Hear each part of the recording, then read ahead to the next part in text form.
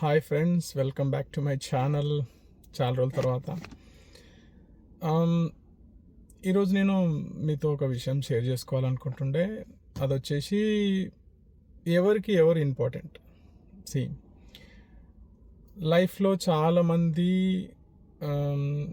చాలా వరకు వాళ్ళకి సంబంధించిన వాళ్ళు కొంతమందిని ఇంపార్టెంట్గా పెట్టుకుంటారు. లైక్ మదర్ ఫాదర్ కావచ్చు, లేదంటే హస్బెండ్ అండ్ వైఫ్ కావచ్చు, లేదా పిల్లలు కావచ్చు, వాట్ ఎవర్.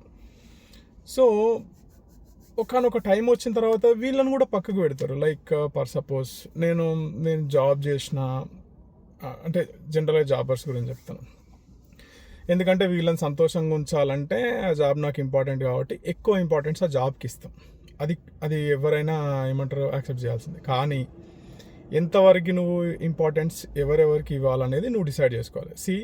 ఫర్ సపోజ్ ఈరోజు మండే అనుకోండి. సో మండే రోజు నువ్వు జాబ్ బంద్ చేసినావు అనుకో, ఒకవేళ నీ ఆర్గనైజేషన్లో, అంటే నువ్వు 10 సంవత్సరాలు చేయొచ్చు, ఏదో రీజన్ మీద నువ్వు మండే రోజు బంద్ చేసినావు అనుకో, వెరీ నెక్స్ట్ మండే వరకు నీ ప్లేస్లో ఇంకొకరిని పెడతారు. అది డ్యామ్ షూర్, 100%. ఎందుకంటే ఏదో నువ్వు ఆగిపోయినావు, లేదా నువ్వు లేనంత మాత్రాన ఏది ఎక్కడ స్ట్రక్ కాదు.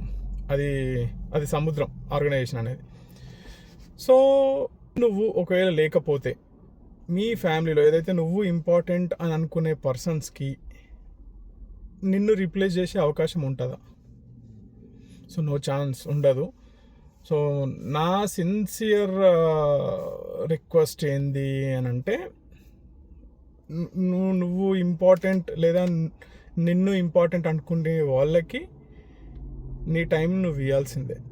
ఒకవేళ అచానక్లో మనం పోతే, సో నీ నెక్స్ట్ కూడా వాళ్ళకి ఎలాంటి ఇబ్బంది కలగకుండా చాలామంది చెప్తుంటారు. నేను కూడా సజెస్ట్ చేస్తున్నా. ఇట్స్ ఏమంటారు, టర్మ్ ఇన్సూరెన్స్ లేదా చాలా టైప్స్ ఆఫ్ పాలసీస్ ఉన్నాయి. సో ఇవన్నీ తీసి పెట్టుకోండి. ఇవి పెద్ద పెద్ద ఖర్చులు ఏం కాదు.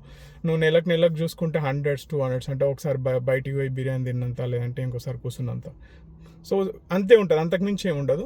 దీనివల్ల నీ మీద ఆధారపడిన వాళ్ళని నువ్వు ఒకవేళ మనం లేకపోతే వాళ్ళకి ఎలాంటి ఇబ్బంది కాకుండా కొంతకాలం, నేను ఉన్నంతకాలం అనలేదు, కొంతవరకు చాలా సపోర్ట్ అవుతుంది. సో ఇన్సూరెన్సెస్ మీకు తగ్గ ప్లాన్స్, అంటే ఇట్ డిపెండ్స్ ఆన్ ఏజ్ కూడా ఉంటాయి కాబట్టి మీకు తగ్గ ప్లాన్స్ని చూస్ చేసుకొని వాళ్ళ కోసం మీరు ఉన్నంత వరకు టైంని ఇవ్వండి. నేను అట్లానే జాబ్ నెగ్లెక్ట్ చేయని అని చెప్తలే. సో ఏది ఎంతవరకు ఇంపార్టెంట్ అనేది నీ జాబ్, నీ నీ ఒక పర్సనల్ లైఫ్, సో దాన్ని బేస్ చేసుకొని ఒకే దానికి మొత్తం కేటాయిస్తే కూడా కాదు. దాన్నే జనరల్గా వర్క్ లైఫ్ బ్యాలెన్స్ అంటారు. సో అది చేస్తూ అండ్ మీ లైఫ్ని హ్యాపీగా లీడ్ చేయండి. That's my request. And keep supporting me. Thank you.